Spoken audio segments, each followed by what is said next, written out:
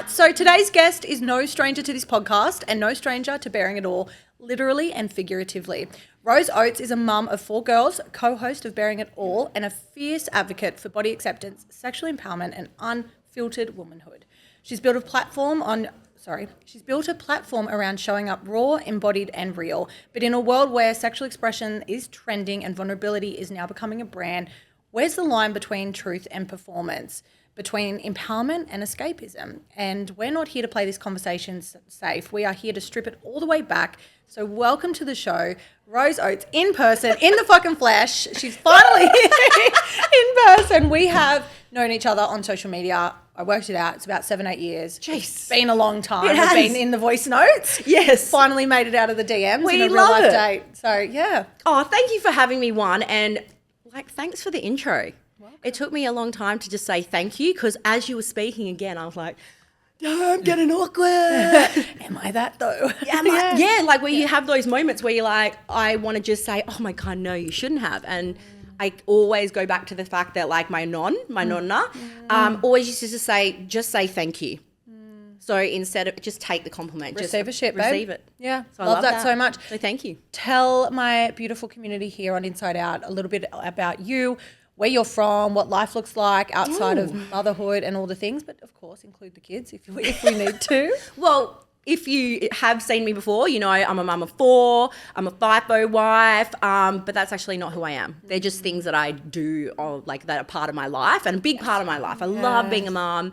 But yeah, I'm Rose. I am of Italian heritage. I can't speak without my hands. I love long walks on the beach. I actually do. Yeah. I love to work out. I am a body acceptance advocate. I feel so passionate about empowering women. I know that's why a part of why I'm here. Yeah. On this earth to get deep with you. I just turned 40 this year. Oh. I'm an ex-PT and an interior stylist and I'm a content creator on Instagram and I don't actually know how that happened and that's how we met. We've been in DMs for a long time, podcasting each other, so mini podcasts back and forth. Yeah, we love a voice note. Literally. And I think what I really found that related to you when I first found you was teenagers and babies. And that's what we were just speaking to before we hit record. And that's something that I'm currently sort of in, but my youngest Lola is about to go to kindergarten next year. So I've got 6 more months with her at home, which is really special. But the 4 kids thing as well, similar sort of to your girls, I think. How old are they now? So I have a stepson who's now 23. Crazy. So he was my first baby. And he was my first introduction to motherhood. Yeah. And now I've got my 4 girls. So she's going to be 17 in September, nearly driving. Oh my God. That's Indy. So we got Scarlett, who is 14, 15 next year. And then Octavia is 5 and Esme is 4. So they were a bit back to back. Yeah. Surprise. I knew I'd laugh a lot in this interview. So my girls are of similar ages. Yeah. So my oldest is going into year 10 next year, and then which is my stepdaughter, and then my second oldest stepdaughter is going into year 9 next year. Yep. So similar vibes. It's intense. Young girls, little women, little triggers, little mirrors, holding them up as this is what you don't like about yourself. Here, fix it, Mum. That's what it feels like, I think, when I try to explain what parenting teenagers is like. Cool. So what do you feel like you're winning at in life recently? With the kids? With who you are. With who I am. Actually, I think stepping into 40, it changed something in me. It really did turn something. I think there's a sense of mortality that I never thought I'd have. I'm like, okay, I've done 40 years, and if this is midlife, if I'm lucky enough to live till 80, what the fuck am I going to do with the next 40? Yeah. And technically the next 20 are going to be the most, livable. They'll be fun, right? They'll be fun. So the next 20, I'm hoping my knees will still be okay. I'll still be walking and living my best life. I mean, I'll still be rolling into the grave. I'll still be doing whatever I can at 80, 85. Mm-hmm. But at the same time, I'm like, I want to live my best life. So that's what I think that I've taken on a different mindset this year. And that's what I definitely feel like I'm winning at. I am giving less fucks. A lot less fucks, but I'm also giving my fucks out if I'm going to, to the things that matter. I was like, Is that worth my fuck? Yeah. Awesome. Yeah. Is that worth the fuck? Okay. So my family are worth all the fucks. My body and my health are worth all the fucks. Yep. And then certain things like, you know, I'm not even going to give you one of my fucks. Tell me about your health journey recently, because from what I've seen, the way you move your body, you've Yes. always been very intentional. We've been very similar in our journeys of postpartum health, fitness, Yeah. had some complications with health as well that I'm Yeah. aware of. Tell me about the journey. What has been really, really difficult for you, and where are you now in it? Oh, And you look fantastic, by the way. Oh, like fucking, thank you. you Yeah. always look good. You've Yeah. always looked good. But many of in person, I'm like, oh, I can see her. She's so beautiful. yeah. So, I mean, obviously, I've been in my child breeding era. Yeah. In my breeding era. I mean, I've had 4 kids and my Yeah. body has been through postpartum 4 times and each time has looked completely different. And I would say the last 2 have been my most difficult. Okay. Because firstly, I had my 3rd and then we hit COVID, and then I had my 4th by accident, and then we were deep in COVID, and I ended up with postpartum depression after my 4th, and I never had that with the other kids. I never thought it was going to be part of my story, and I'm like an ex-PT. I love exercise, to be honest, and I've always looked after myself in that sense of the word, but I actually completely lost myself in that 4th postpartum era. I had to find my way back. I was showing up online, but I was showing up with a smile, and behind it all, it was just a lot going on, but I didn't want to let people down. I've always been fit and healthy. So I had to start on the mental health. Like, we had to just accept that, yes, you're in the depths of postpartum depression. Let's sort that. Let's go to therapy. Let's go to therapy. Yeah. I went to therapy because I had mad anxiety, mad deep. I've had it all my life. I still do. And I got diagnosed with ADHD Okay. at 38. Okay. I was like, what? No, I'm organised. I'm clean. I'm neat. I don't have that. And he's like, no, mate, you have it. And Why did he say that you have it?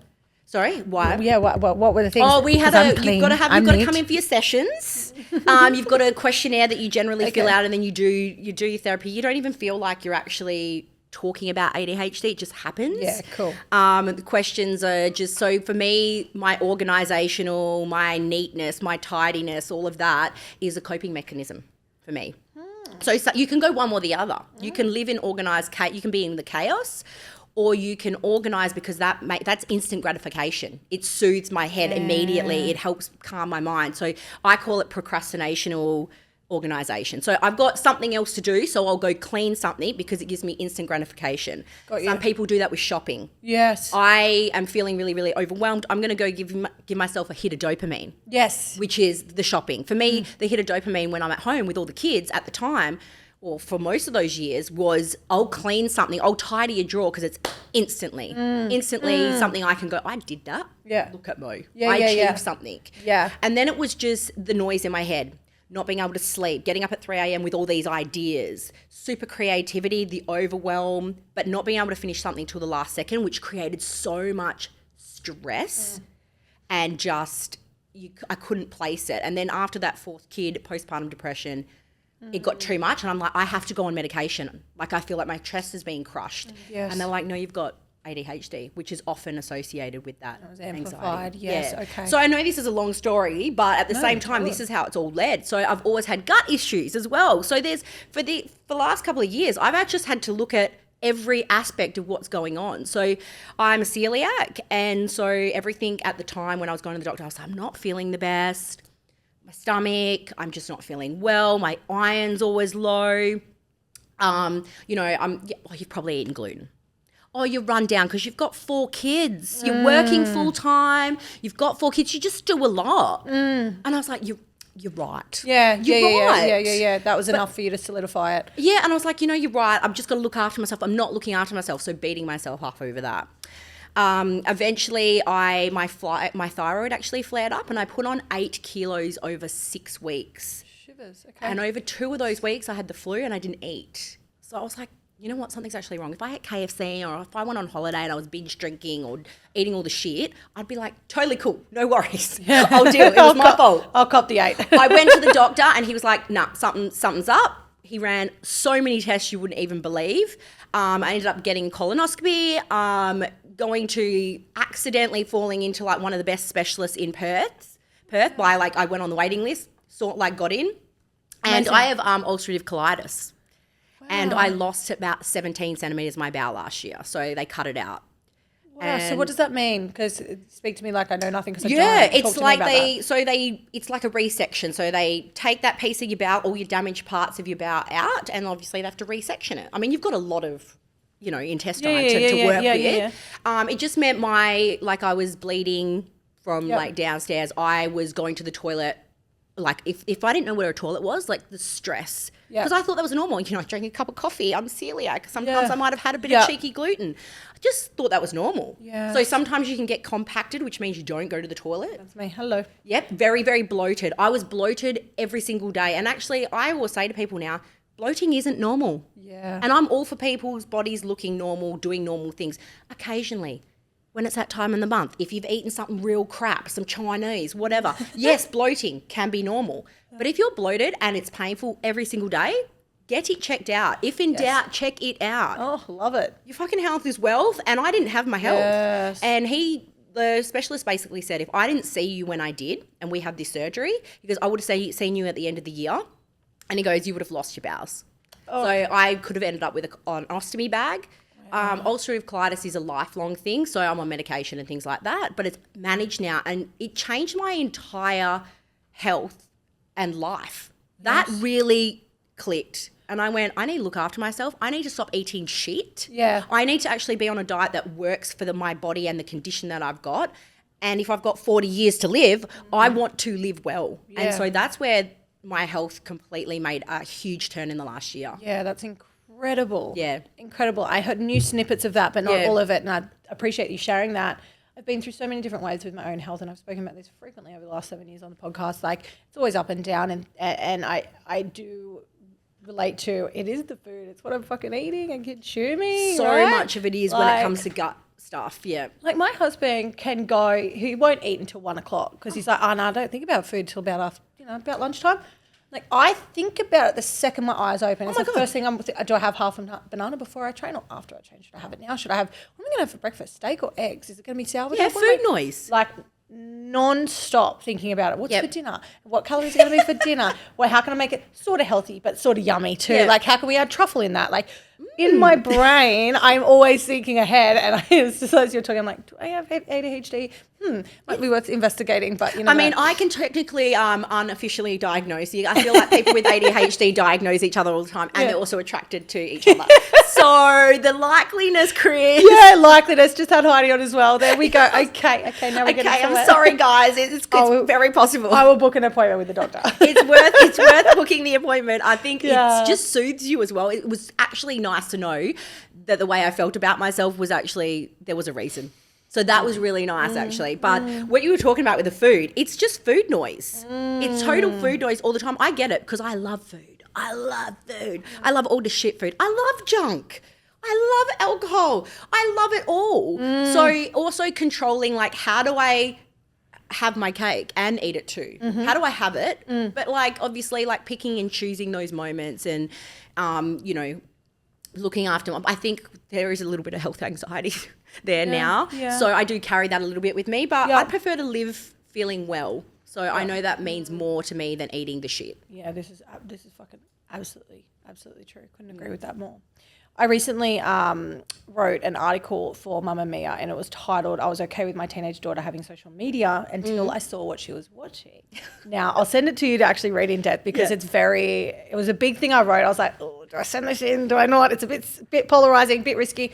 Took a few names out because I don't want to get bamboozled by the people that I was referring to. And we won't talk about those names in here because there's no need, because they'll come for you. They have an army. And it rocked me because what I saw wasn't just harmless content. It was curated sexiness, hyper feminine energy packed as empowerment, and a whole lot of performative liberation that felt totally disconnected from reality, relationships, and responsibility. I'm speaking to people that are jumping on as young, fresh 18-year-olds that might be doing the spicy content creation, aka OnlyFans accounts. And I'm all for, go live your life. You want to be sexual, you want to video, you want to live it, girlfriend. But my 14-year-old daughter does not need to see the word porn changed to corn and drugs called D-rugs and how to get them. on TikTok because it's grinding my fucking gears. So I can speak a little more polarizing because it's a podcast, but that's what it was basically speaking to and how that is being dressed up for our children and our young daughters. Now you've got teenagers, you've got younger girls as well. I'm sort of in the same boat. Yep. So I thought we could speak to this a little bit today. Do you think that what's being sold as sexual empowerment online and has actually become a diluted aesthetic version of the real thing? Oofy. Yeah, I like it. It was actually I could feel in my body language I was getting rifed up. Yeah, she's going there. I know. So I've got, like I said, teens and your preschoolers. So yes, I do. So to answer your question, I do think there is a lot of people dressing up those buzzwords with empowerment. I am all for women being empowered, girls being empowered of all ages, in all parts, in their body, in their sexuality. But there is a line, I think, that needs to be really drawn in the sand between are you the people that are even preaching this, are you even empowered? Or do you need to do some work? Yeah. You know? Yeah, not to name names, but I will name one because I just couldn't care about this person whatsoever, and that might be mean, but whatever, Bonnie Blue. Okay. I feel that this person needs a lot of work. I respectfully feel that she can go and live her life, do what you want, but I'm so grateful that she's been banned recently from OnlyFans, from the, what was it going to be, caged animal. I mean, a glass box, you can do whatever you want, as many people as you want. I have a son who will be raised in a society where that's normalizing sexual experiences, and I just think that is fucked. Yep. So fucked. And our daughters, to think that that's what's going to gain traction on social media, for them to be a content creator or for them to build a following, for them to be validated, for them to be liked, it infuriates me. Yeah.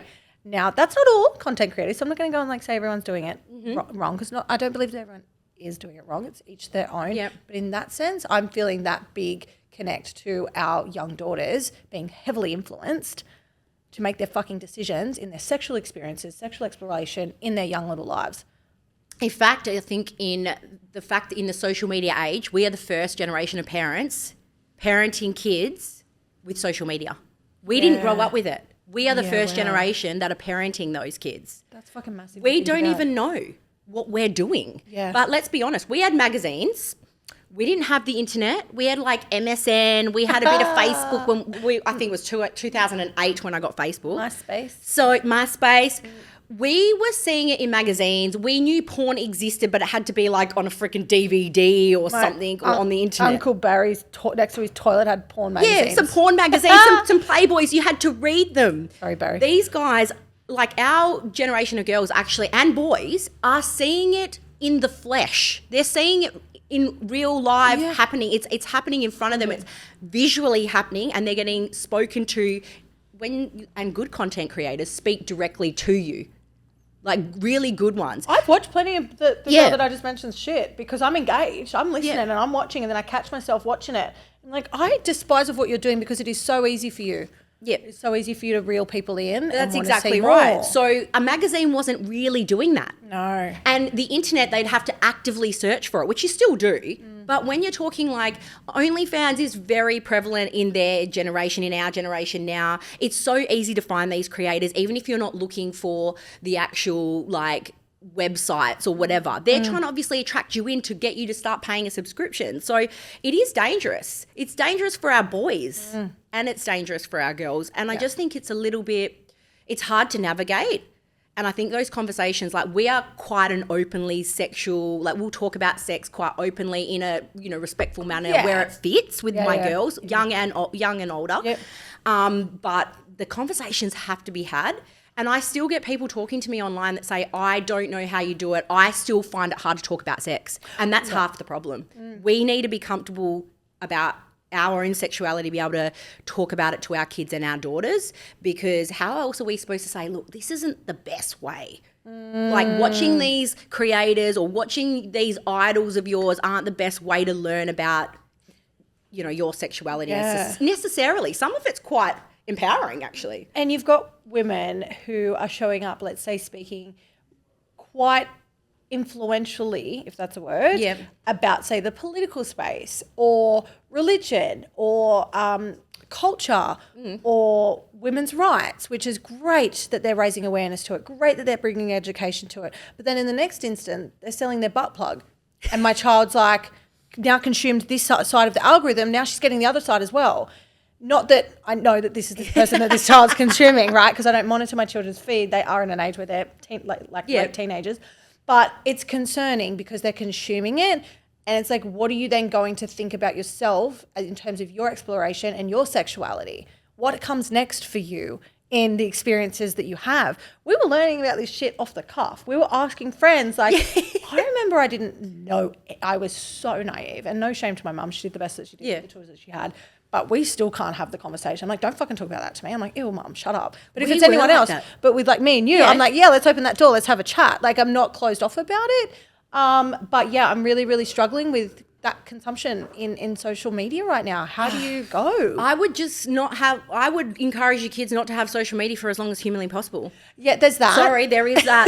I've got to say it. Like, I've got to be like, if you can really hold them off. I have held my kids off as long as possible without it being now I'm missing out. Well, actually, to be honest with you, I'm going to sound like a bit of an asshole here for my kids. I'm like, so miss out. Yeah. Whoa, you didn't get the coolest shoes because, you need to save for them? Miss out. It's actually really good to miss out. I don't think we're not like, what's wrong with missing out? Yeah, like nothing. I did not, I played my first basketball game in a pair of Dunlop volleys. Now people might not know what that is. I do. Yeah, they're painter's shoes and they were not basketball shoes and I was a really good basketballer and I wanted to die. Oh. But my dad thought they were really good shoes for gripping. Yes.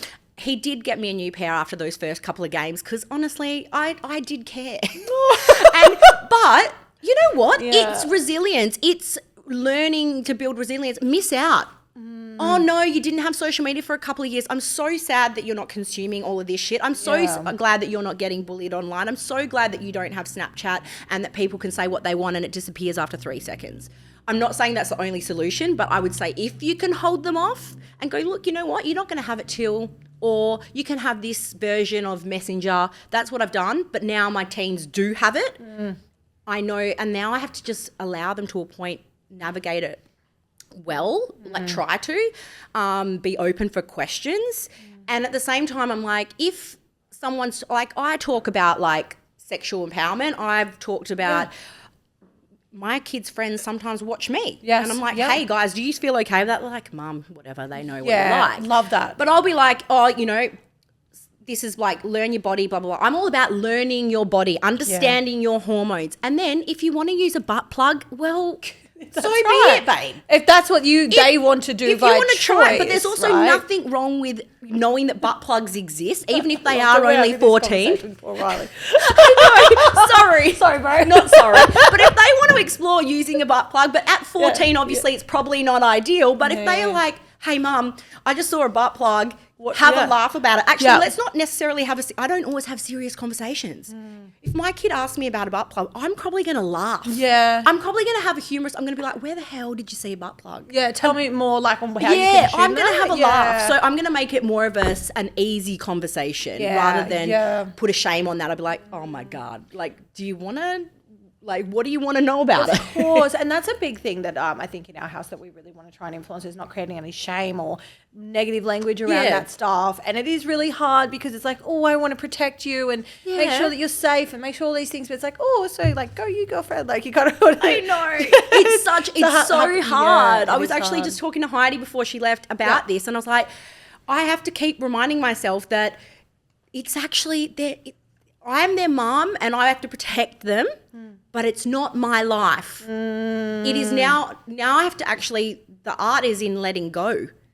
And it hurts because I'm like, I don't want you to make that decision, but I know you're going to make that decision and you want to make that decision. And I can tell you all the pros and cons, but it isn't your life. My job now is to guide you in the best way that I can and to be there when you don't make the best decisions because honestly, I have to let go. And it's so hard. And obviously, yes, they're going to consume shit that I don't approve of. But now, hopefully, the lessons and the way that I've brought them up is going to hopefully ring in their head and go, Mum said that was stupid. Or that's not actually right. Like, yes, she's promoting women's empowerment, but when she goes to the point where they're going to lock her in a cage and let anyone do anything to her, and I saw that, I'm going to actually know that isn't empowerment. That's not empowerment. That's not what it looks like. Yes, yeah, and it's someone like that in that space, and women in that spicy content creation space where they are dominating it with language, calling it sexual empowerment and calling it like, why can't a woman, do what she wants? Why can't a woman be tried? She fucking can, but when you're choosing to be abused, that's and it's like, how do we draw that fucking line, man? Look, this one I just don't. There's so much you could go There is so down, many like different avenues you can go down, and you can fight for or against it. I don't know if there's a right answer to this, to be honest. Because she's going to see it as, I'm empowered because I'm choosing that for myself, and I said yes to that, which is, I get that actually. But to the point of, is it true empowerment, the way that you're promoting it and who's consuming it? I don't know. There's no right or wrong answer. I don't know here. Yeah, it's a hard one, hey. Very hard. Another part of what kids are consuming in social media right now is something that I feel like I did as a kid a little bit, like wearing my label or my mental health as my badge of honor. Have you noticed that in your, maybe not your daughter specifically, but like in teenagers online, like I've really noticed there's been an overwhelming amount of things that I'm seeing, and I think it's because I'm with my daughters sometimes, and so their TikTok algorithm might like map onto mine with Wi-Fi. I don't know how the fucking thing works. I don't know. It listens to you every day. But sometimes I get like this like ongoing of all these kids, and they're like 13, and they're like, all battling these mental health things, but they're wearing it like a badge. Yes. Like I've been through so much that excused me to be a drug addict or smoke or do vapes at school or whatever the thing. Are you going through this? Have you been through it, and what are your thoughts on it? I have heard a lot about this. We did have an incident with one of my daughters maybe 2 years ago, and it's when I first took her phone off her and went through the whole lot. They were making these bracelets at school. So each bracelet had a different colour, and each colour represented like depression, suicidal thoughts, eating disorder. So they were wearing them. It was literally wearing their badge of honor. It was like a stupid trend that had it was like a weird trend. Yeah. And then also there was them talking about, it was a real conversation at that point. I'm not saying it was happening everywhere, but at the school that she was at the time, that was a conversation that was actually happening, and it was actually impacting my daughter to the point where she was thinking, what do I have? And then when you have the language around, oh, well, mum said you seem depressed once. Like you seem really flat and depressed. Is everything okay? Like let's say that was the example that she used to identify it. Yeah, so there was anxiety. There was all of them. You name it, they had a colour, and it was like...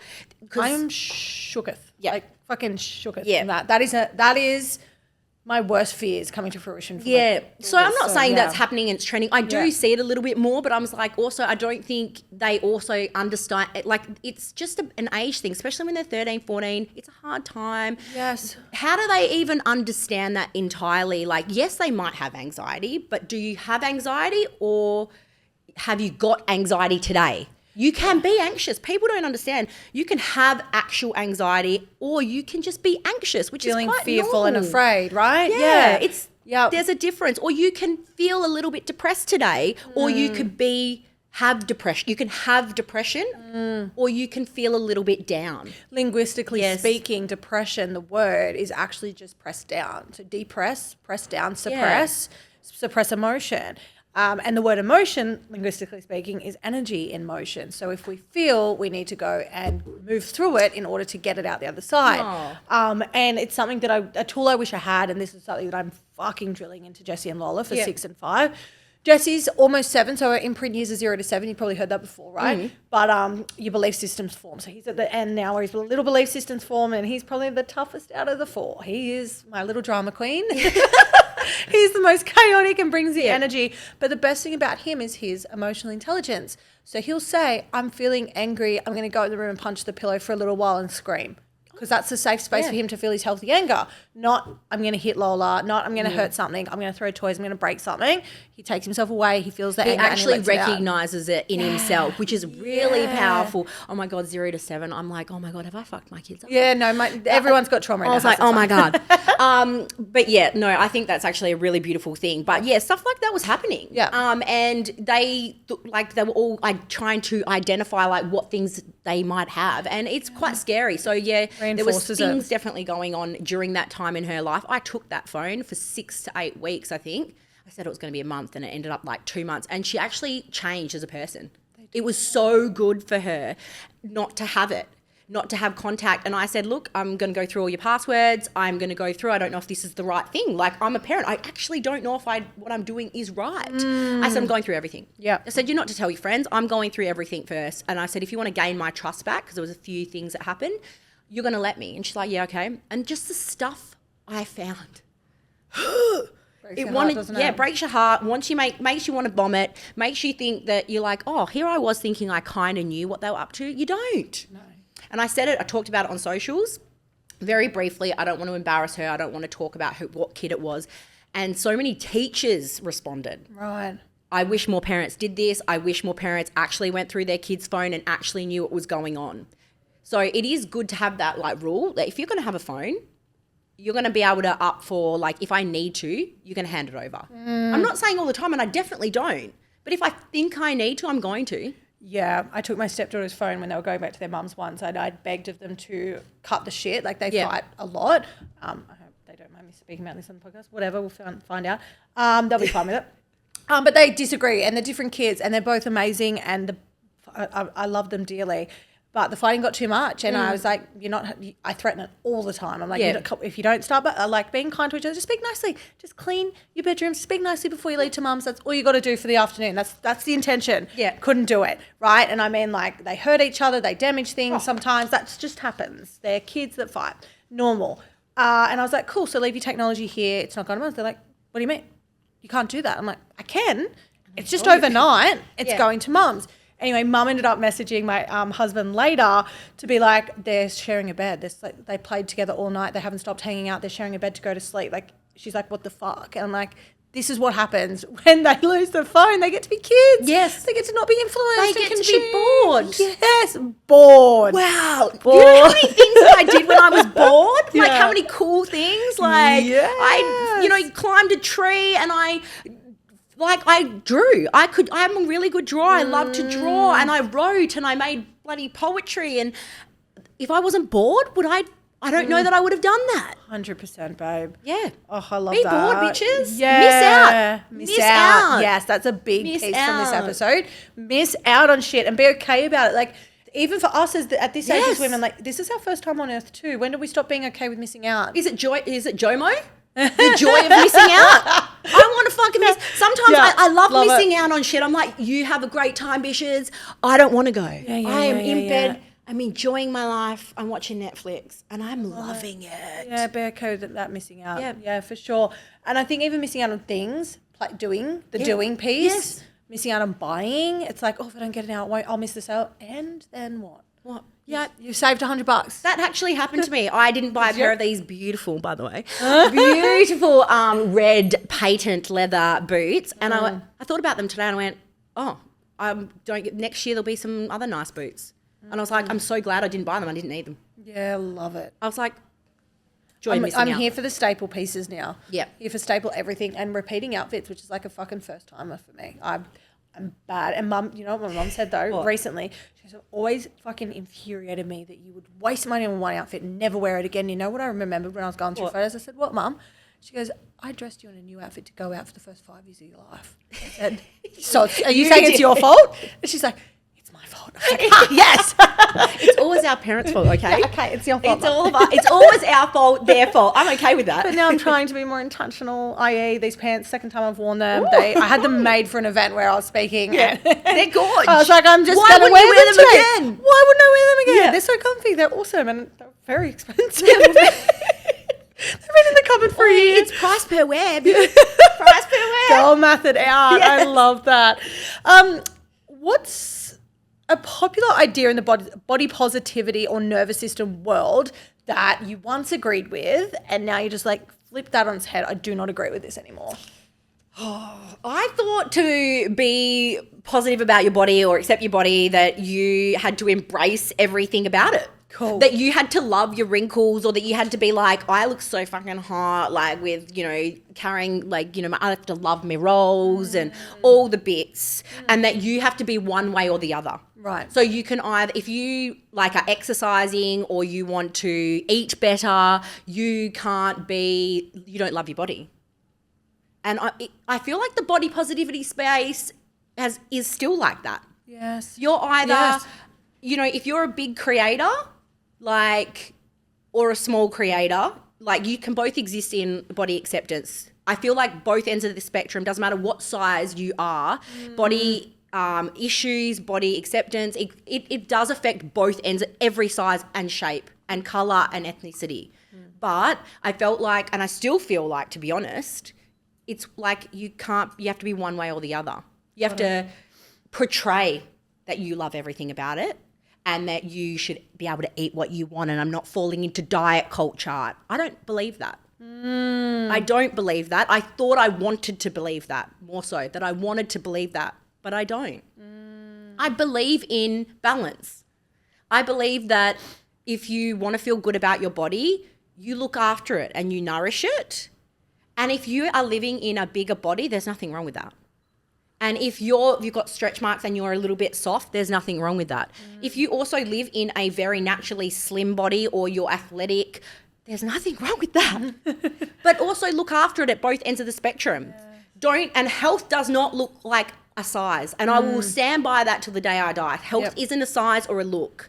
I was just as healthy 20 kilos ago in some respects. Let's forget the issues with the guts. When we're talking physically and nutritionally, I looked after myself. I was working out every day. You've seen me I'm a fit girl. Consistent queen over here. Exactly. I'm like, I could outrun you. Don't judge my size and my fitness. But you do. People judge you.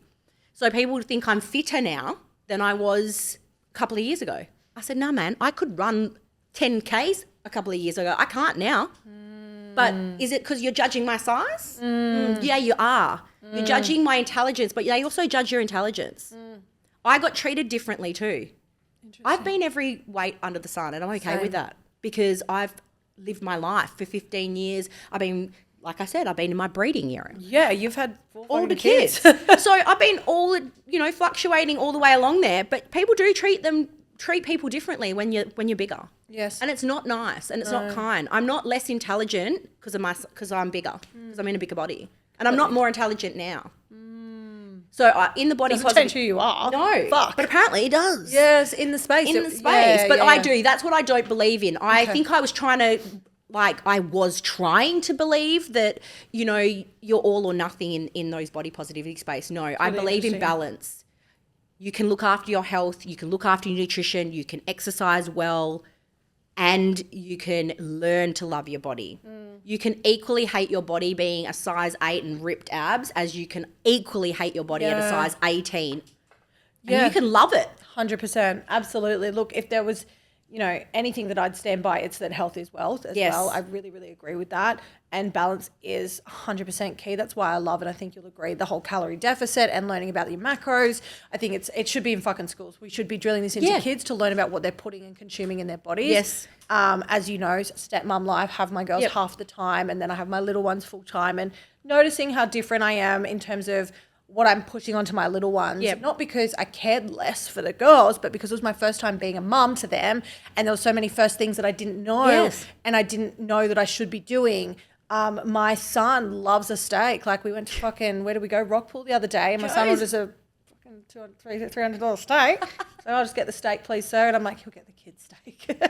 He loves the kids with sauce, please. With a bit of tomato sauce on the but I'm stoked my son will sit down to a steak. I'm so happy about that. My little one doesn't like that, but she will eat a bowl of vegetables happily. She loves them. She thinks they're awesome. That's great. Like, cool. And happy. That's my point, and it's balance. And sometimes they only eat beige foods. Yeah. And that's it. That's my thing with it. It's like, it doesn't have to look one way. And I just feel like the whole judgment of what health looks like is a problem still, though, because your body isn't how healthy you are.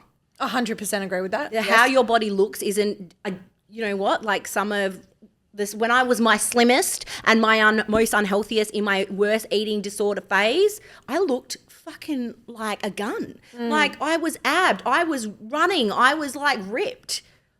They thought that was healthy. Everyone thought that was healthy. Yeah. Yeah, when I was my leanest for my wedding in 2019, I was mentally very unwell. Yeah. I was so unhappy. And I was getting married, so I should have, and I was happy. I was happy with my life in terms of my husband. And my baby was 10 weeks old, and I'm training for my wedding 6 weeks later, like all these things. And I was just miserable. Yeah. And I was so sad and depressed, I think, as well. And I was using, this is my therapy. This is my therapy. No, you're fucking not well, Chris. Go and sort your you were shit masking out. it with something. Yeah, it's just wild. So, I mean, I've learned a lot.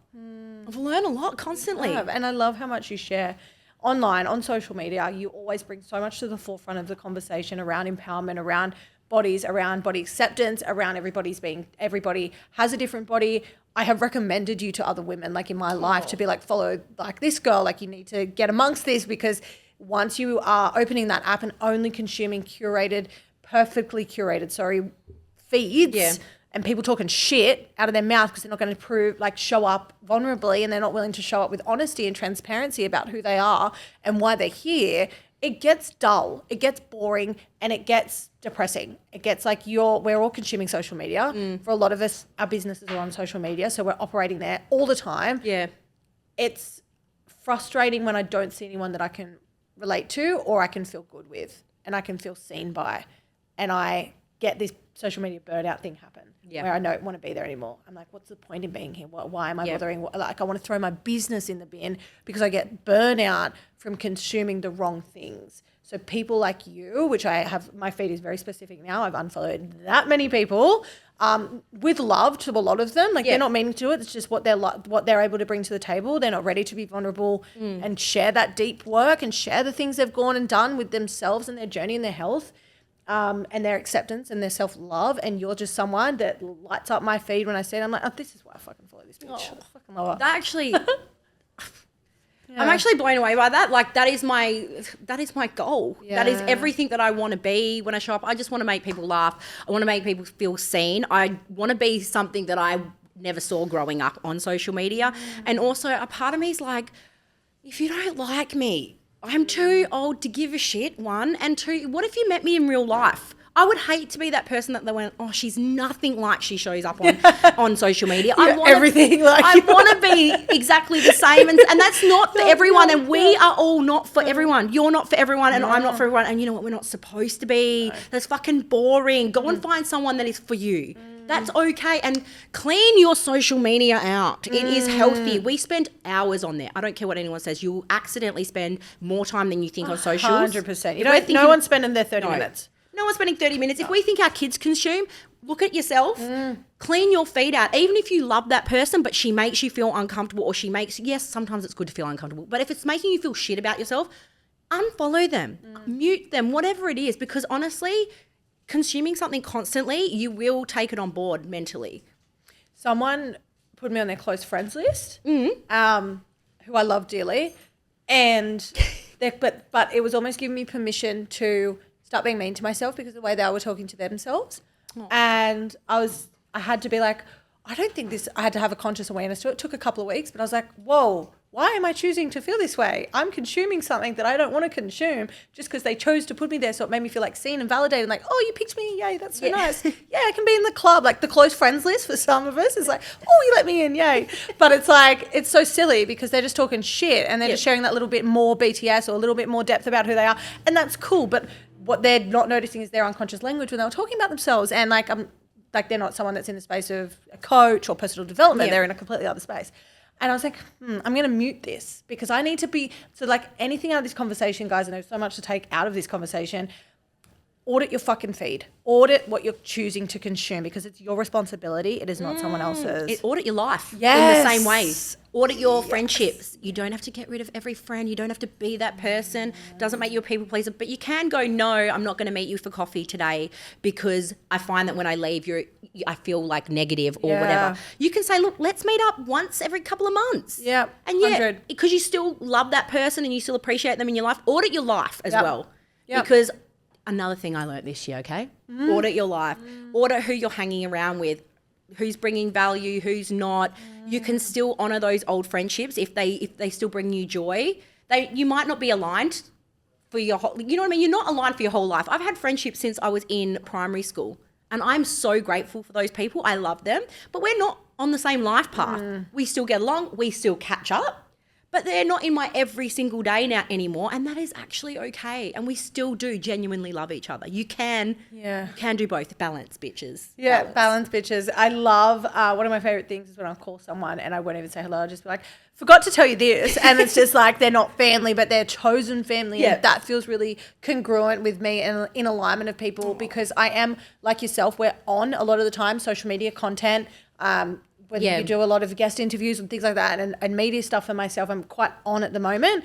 So when I'm talking to the people in my private life or my personal life, I want to turn off. I just want to be feral Chris. And I'm not feral, I'm actually great. Like, I'm not feral at all. But I kind of just want to just drop into and surrender to being who I am at my core, which is, you know, Chris, the mum, the fun person, the playful person. The voice note person. Yeah, the voice note person. Yeah. Like the chaotic, like I remember I was voicing you maybe yesterday, and I was like, I think I sounded like that. I was like, hey, sorry, I forgot to look at my messages and I just saw this, and that's cool, and I really want to do that. But and you know that I'm like cool with that. I'm like, fuck yeah. And the shit was going on in the background, and I just felt like I could breathe out, which is really important. Love that. With who I like surround myself with. Yeah. You're one of those. I love you. Thank you so much for coming on the show today. It has been an absolute fucking pleasure to have you in person, finally, after all these years. I love it. We made it out of the chat. We which did. is so nice. Yeah, see, we made it out of the chat. It's like the holidays that make it out of the chat, the catch-ups. I love that. Yeah, I'll put all your info on the show notes of this episode. So for anyone that wants more on Rose,